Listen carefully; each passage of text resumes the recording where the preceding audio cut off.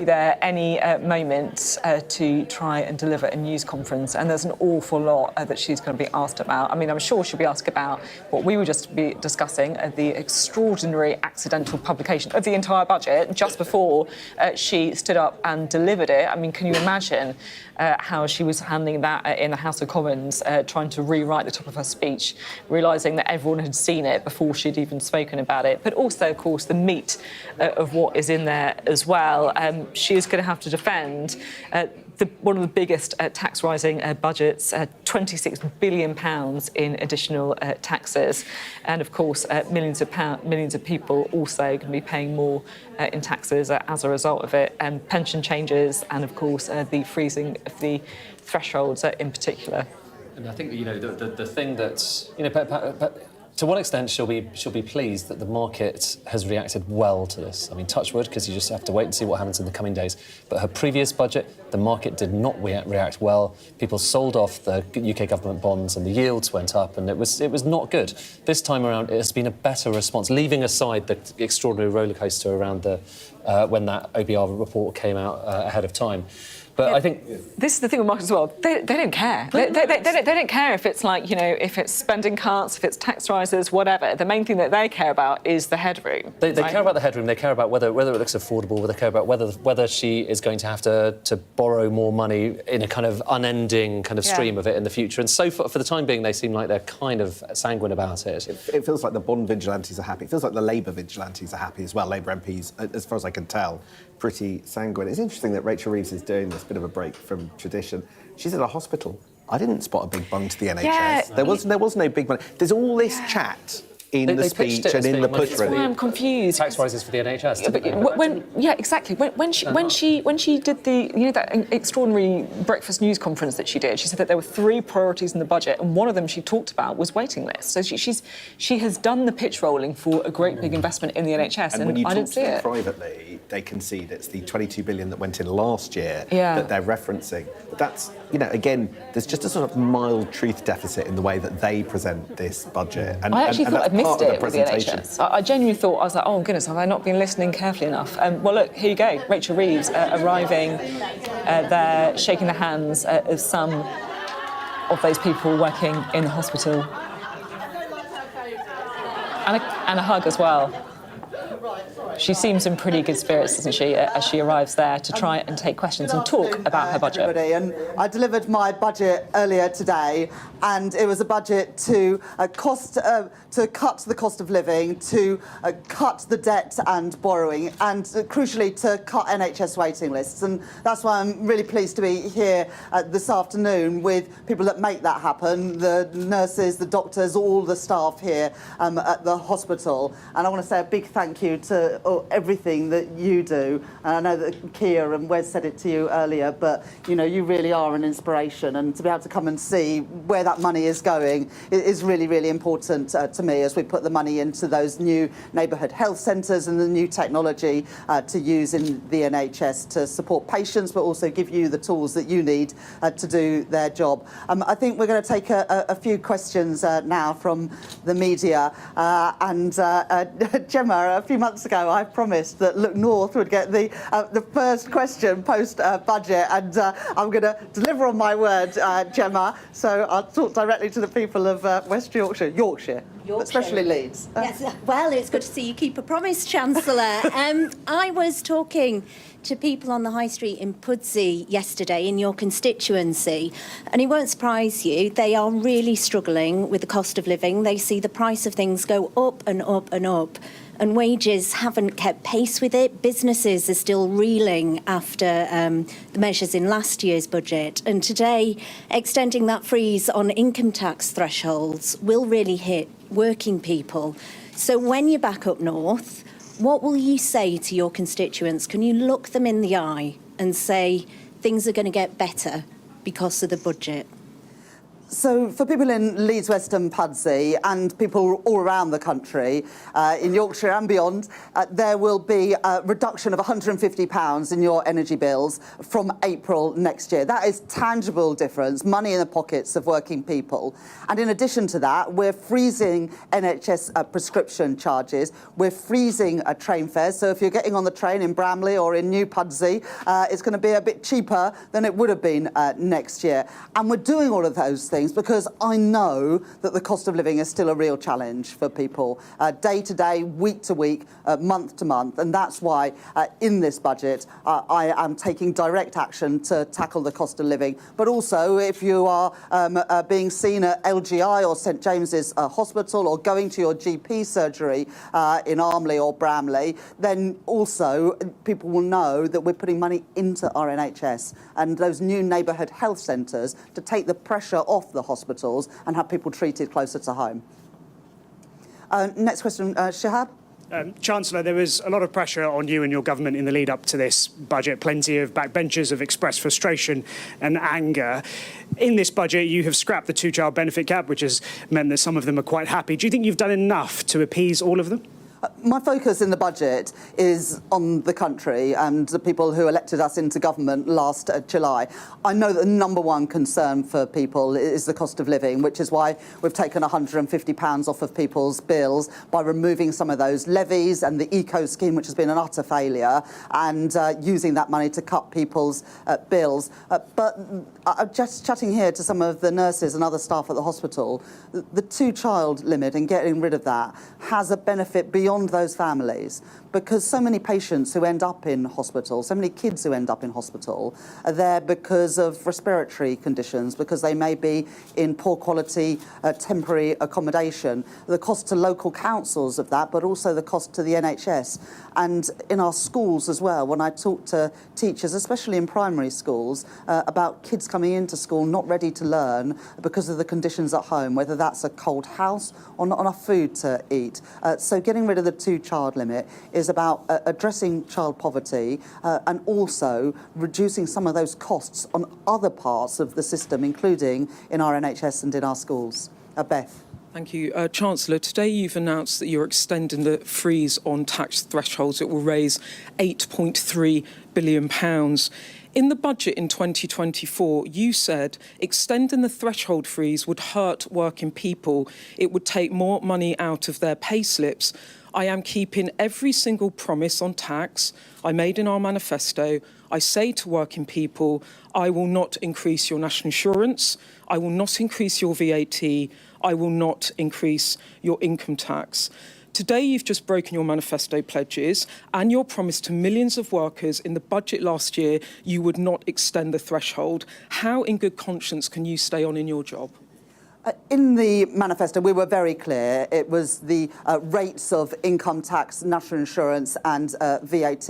But I'm not going to get into semantics. I recognise that we are asking people to contribute more by freezing those allowances. They were already frozen by the previous government from 2021 to 2028, and we're freezing them for a further 3 years. And I do recognise that I was asking ordinary people to pay a little bit more. But I've managed to keep that contribution as low as I possibly can by closing loopholes and asking those with the broadest shoulders to pay more. That's why there will be a surcharge on properties worth more than £2 million. It's why we're increasing taxes on savings, dividends and property income. And it's why as well we're getting a grip of some of the waste and inefficiency in the welfare budget by taking luxury cars out of Motability, more face-to-face assessments for disability benefits, so we keep that contribution from working people as low as possible.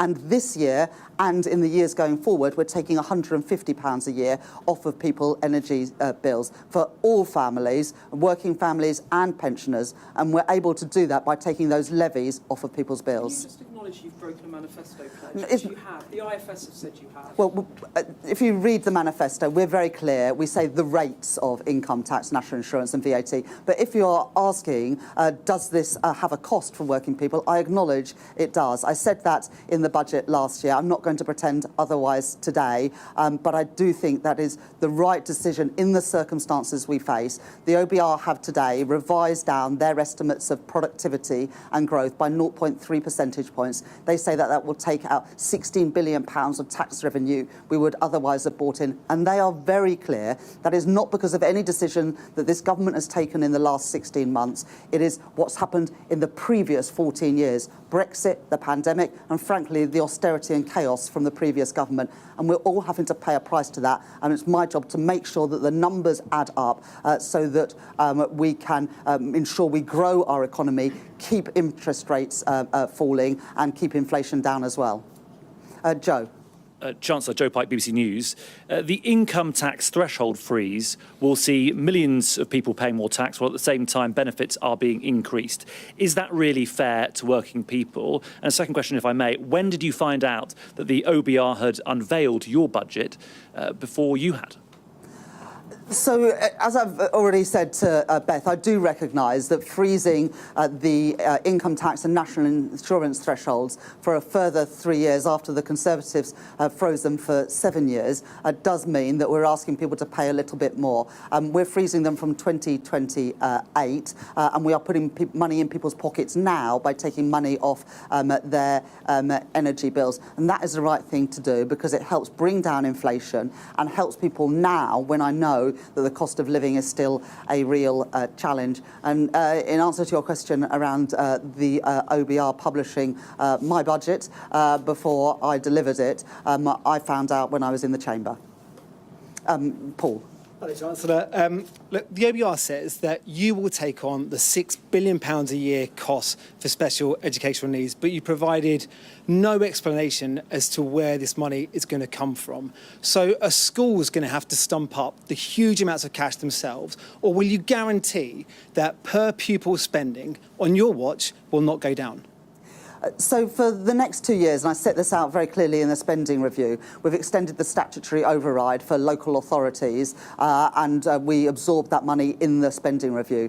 Bridget Phillipson, the Secretary of State for Education, is reviewing at the moment SEND. That's not about money, that's about creating a system that actually works for kids, their parents, for schools, and she will set out that the results of that early in the new year. I believe that we should, wherever possible, integrate children into mainstream schools. That's not always possible, but I would like to see that happening more. But it'll be up to Bridget to set out those reforms. But as I say, we have extended the statutory override for the next 2 years, and we put more money into the schools budget in the spending review just before the summer. Lewis from ITV Digital. Hello, Chancellor. You are raising minimum wage, which sounds like good news, but we've got an unemployment problem in this country. And you are freezing national insurance thresholds for employers. So isn't that just going to stop businesses from hiring people and drive up unemployment? Well, we've increased the national minimum wage for 18 to 20-year-olds from £10 to £10.85 an hour, and we've increased the main rate of the national living wage from £12.21 to £12.71 an hour, giving a pay rise to, I think, around 2.5 million of the lowest paid people in our country. And that is the right thing to do, because if you go out to work every day, you should be able to pay the bills and put food on the table and pay the rent or the mortgage. But we know that that's still not the reality for many people today, and we're still not paying the minimum wage and the national living wage is still not the rates of the real living wage that is calculated independently. So I think it's the right thing to do, to increase those rates, to put more money in people's pockets. And actually the biggest concern, I think, for businesses is that consumers don't have enough money in their pockets, and so they're not spending on the discretionary things, whether that's a meal out, a night out, a weekend away with the family, or spending in the local high street and the local shops. So putting more money in the pockets of working people, I think, is good economic policy, as well as the right thing to do by some of the poorest people in our country. I'll take a couple more questions. Ryan? Chancellor, you said that you wouldn't increase taxes on working people, but we know today that the benefits bill up by 9 billion, asylum accommodation costs also up. Are working people, like the people stood behind you, are they paying the price for your failure to deal with particularly the benefits bill?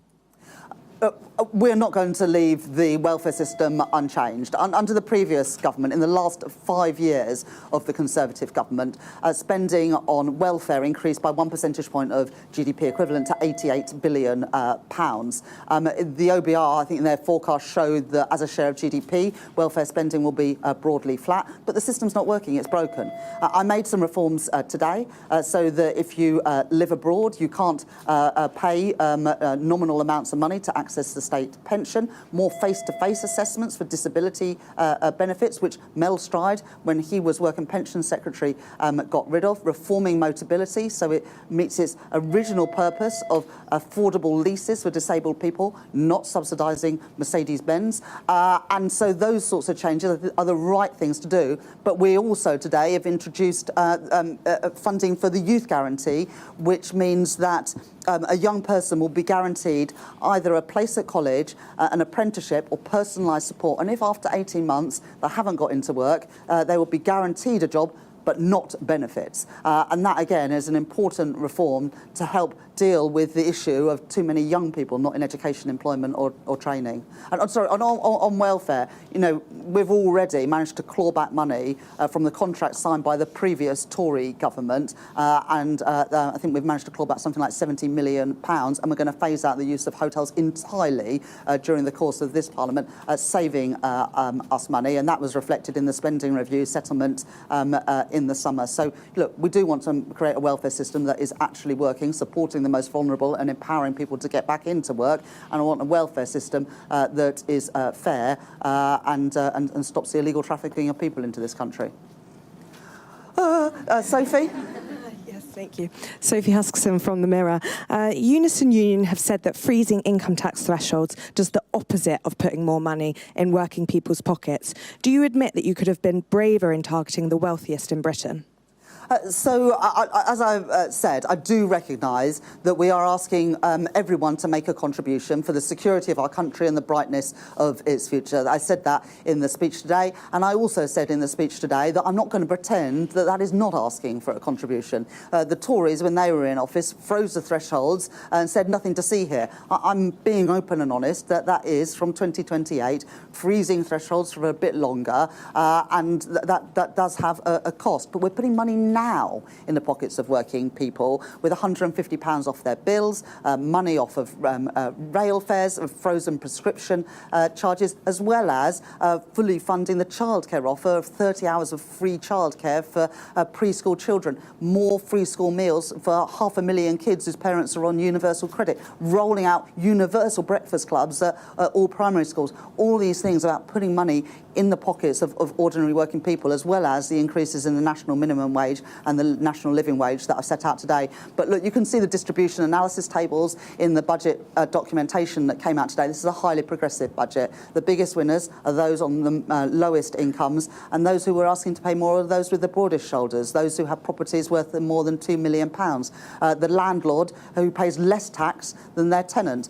Those are the right things to do, and they're progressive reforms. And because of that, we've managed to keep the contribution from working people as low as possible. Dan, from Politico. Hello, Chancellor. A lot of the tax rises that more than half of the income to the Treasury from the tax rises you've announced today actually takes effect, sort of comes in after the next general election in sort of 2030, 2031. Do you think it's credible to suggest that this will definitely happen? And given things are so volatile in politics, will you still be Chancellor then? I don't think anything comes in that late, actually. So the freezes are 28, 29 onwards. The council tax surcharge comes in a couple of years' time, as does the other changes. So these are all coming in within this Parliament. When you're making tax reform, it's often not possible to change those rates overnight. And of course, the thresholds are towards the end of the Parliament because the Tories already froze them. But we're also making savings right right now through getting rid of things like police and crime commissioners, reducing the cost of local government with fewer councillors, as well as selling land that the government no longer has a need for. So there are savings we're making right now, as well as asking public services to make efficiency savings worth a further 0.5% from 28-29. So, these are, and what you see actually in the forecast is the deficit coming down every single year, because I think it is important to show that we are consolidating. We're not going to be spending more than we can afford, and the IMF, I believe, have confirmed that we have the fastest rate of consolidation of our public finances of any country in the G7. I'm afraid I can do one more. Thank you, Phoebe. She's the real boss. Yeah. Anna Mihailova, Times Radio. A year ago, after a big tax-raising budget, you said you would not be coming back for more taxes. You've just announced £26 billion worth of tax rises, including dragging hundreds of thousands of people into basic rate income tax, nearly 1 million people into higher rate tax. Can you now tell people, reassure people, you will not be back for more? Well, look, last year I had to fill the £22 billion black hole in the public finances left by the Conservatives. What we didn't know then, as well as that black hole in the public finances, that actually productivity growth was weaker than the Office of Budget Responsibility then forecast. They've been really clear in their documentation today, available before the budget, that productivity forecast based on the past is now expected to be 0.3 percentage points lower a year. That hits growth to the same amount and reduces tax revenues by £16 billion a year. And although I believe that we can beat those forecasts, we've beat them this year. The OBR said the economy was going to grow by 1% this year. We've grown it by 1.5%.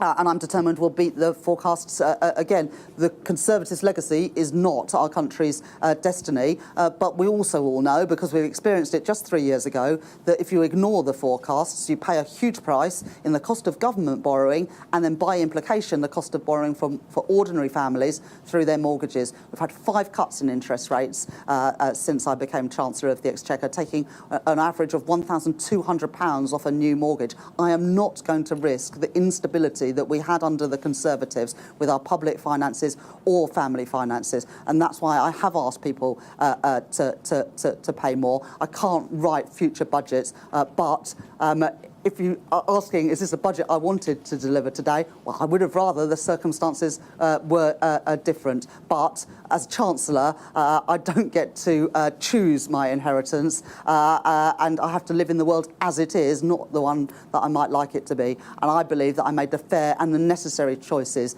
given the fiscal circumstances. I'm afraid that's all that I'm sorry. I think that's all that we've got time for this afternoon. But thank you very much, everybody, for